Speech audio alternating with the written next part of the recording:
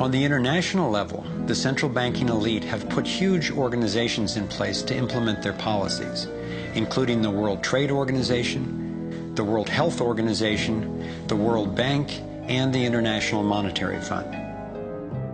John Perkins is a man who knows from decades of his own experience as a so-called economic hitman how the collusion of banks, corporations, and governments has taken over countries around the world. We use many techniques, but probably the most common is that we'll go to a country that has resources that our corporations covet, like oil, and we'll arrange a huge loan to that country from an organization like the World Bank or one of its sisters. But almost all of the money goes to U.S. corporations, not to the country itself. Corporations like Bechtel and Halliburton, General Motors, General Electric, these types of organizations.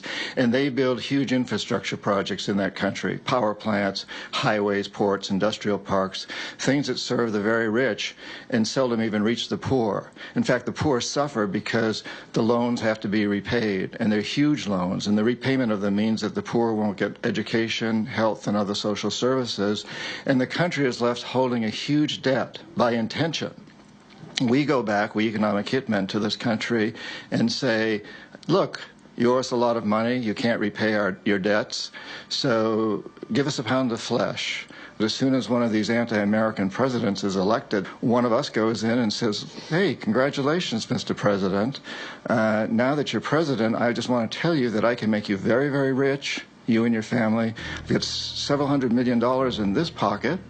If you play the game our way, if you decide not to, over in this pocket I've got a gun with a bullet with your name on it in case you decide to keep your campaign promises and throw us out. Sell our oil companies your oil real cheap, or vote with us at the next UN vote, or send troops in support of ours to someplace in the world such as Iraq. And in that way we've managed to build a world empire with very few people actually knowing that we've done this.